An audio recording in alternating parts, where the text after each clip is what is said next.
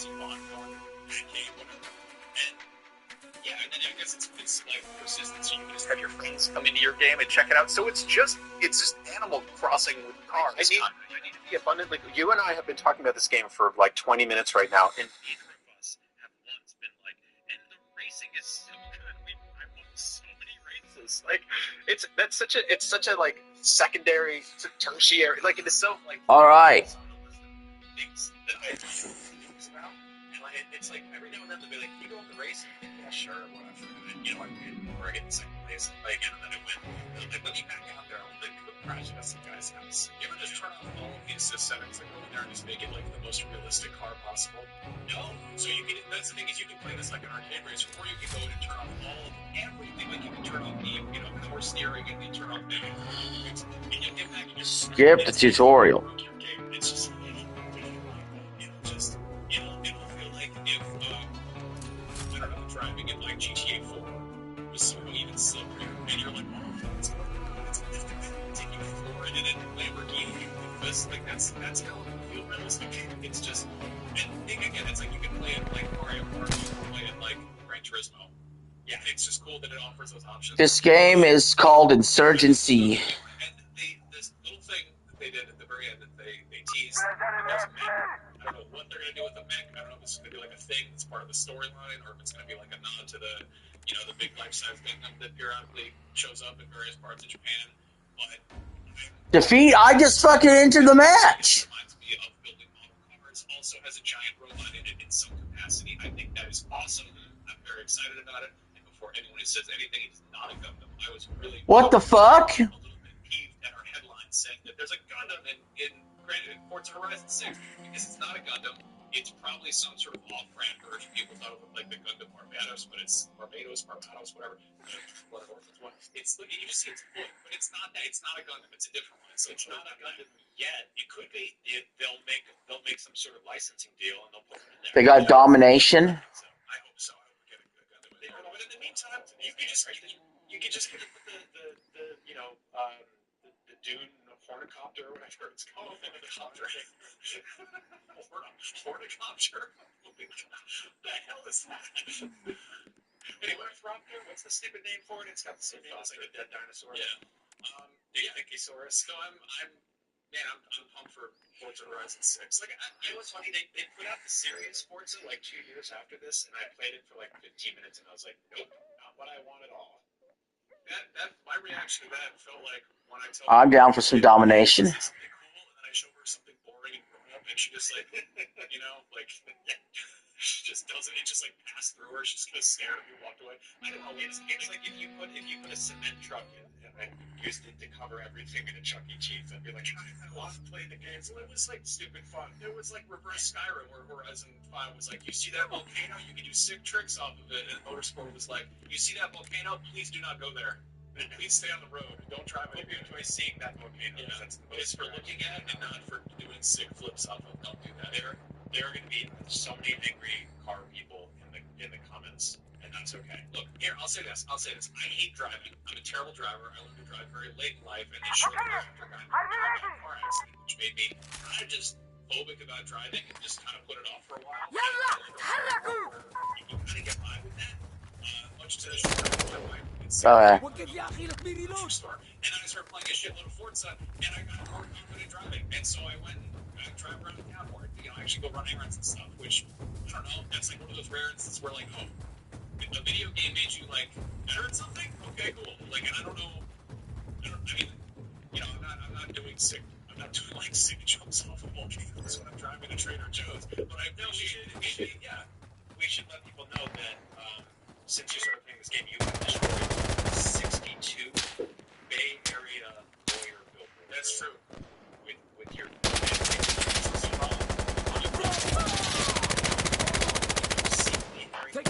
his sleeves rolled up. You know, he's got his arms crossed. Yeah, that guy. Max keeps throwing all those billboards. This game feels like Call of Duty if everything felt in slow motion.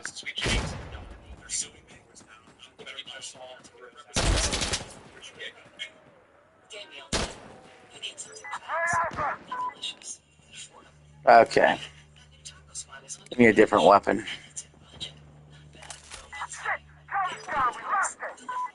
There we go. That's much better. Those iron sights on that other weapon were a little ridiculous.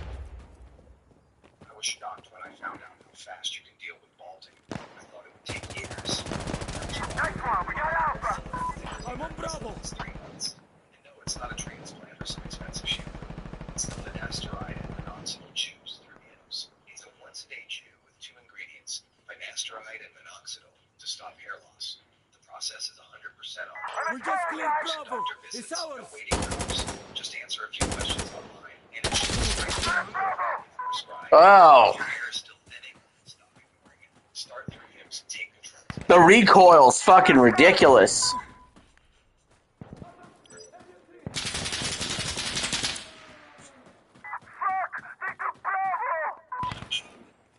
So the other things they showed off, speaking of smashing stuff, there's Kiln, which was this new Double Fine game, which is about, it looks like Splatoon crossed with Smash Bros, but you play as pods and smash each other. The biggest, coolest part of this whole presentation was them being like, hey, so as a studio, I can't jump that for real. every couple of months or years or whatever, and we all pitch ideas, we come up with silly things, and then we vote on which one we want to make. We'll pretty much drop whatever we're working on otherwise, and we'll go all hands on deck on this other silly thing that we want to do. I love that it's called Unique Sport, which is a combination of the names of 2 other popular video games, but that has nothing to do with it. But yeah, that's their just internal, and I guess they Clear. ages ago. Pottery wheel, as it were, and just whip this thing up. And, it's this has crossplay. Got him. I don't see a world where this is like a live service play where they're like, Got him. get some raku firing options or whatever. I don't think that's what it's going to be. I think it's going to be just like a fun party game, like Gang East or something. But I hope Capturing Bravo now. because I want to see Double Fine continue to make cool games like that. The other one, which is I'm very excited about, is Fable. Okay, so I'm not crazy excited about it. I'm extremely curious about it because We just cleared Captured B. the original, they're kind of cool. I'm hearing about all the cool stuff you can do, but it was just those kind of ships in the night thing where I just wasn't playing Xbox when they were a big thing. And I heard that the guys who made me care about a card game are someone making a game like a fantasy RPG with a sense of humor, which is like. Something that I'm super interested in. Whereas, Forza Motorsport or Forza Horizon, I don't want to play that game, but then I wound up loving it. So, what happens with Fable? What do they do to Fable? I enjoy that. I don't know. It's interesting. It's incredibly beautiful and obviously Oh. ambitious. They're putting a lot of stuff in there that I might not engage with at all. Good shot. Big, beautiful open world game for the PS5. Really excited. Awesome. This is one of those things where I'll get it played for a couple of hours and be like, okay. Teammate. That's teammate. Entire city blocks worth of elf apartments or whatever. It's there's a lot in here. They're clearly putting a lot into this game, and so it's just a matter of how much of that I really did. And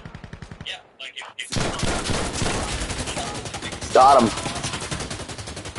I think of a game like Witcher, which is obviously a Teammate. game that also unfortunately never truly Alpha's clear. We got it. Alright, captured A. This area is clear. tried to I was just like, damn it, they know they're switching up.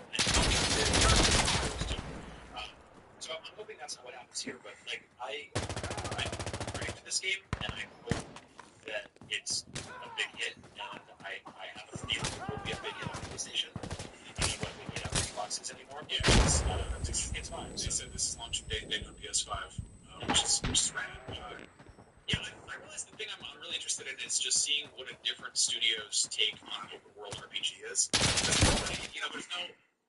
There's no specific platform. There's all this stuff that everyone knows. There's there's outpost things. There's stuff you climb. There's a kind of a very loose guideline of what works and what doesn't, what people like to do and how it all comes together. And I'm just interested to see, like, yeah, what's up here? How does this work? And again, my big issue with a lot of games these days is that they just spit you out into a world and let you kind of do your own thing. And I have a feeling this one will have its, fair share of sort of hand-holding tutorial-esque part where you play as a kid and you control that whole sort of setup.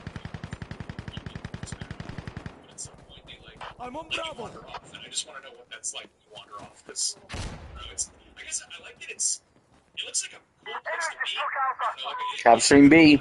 So much of it defines what We just cleared Bravo. It's like, It's when I actually ours. want to be in this I'm out. place, do I want to Area spend clear. 70 hours running around this world? Like, is it great? Is it scary? Is it cool? What's the vibe? And this has like a very neat sort of fairy tale sensibility, and the graphics are impressive, and I'm just, down to check it out. So, Where'd he go?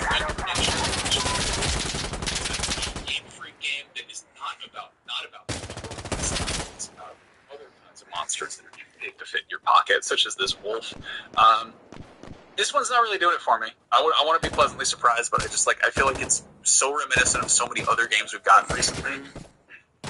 Yeah, I think that once the initial shock value, Learning last year that the team was making games very I think it's too game.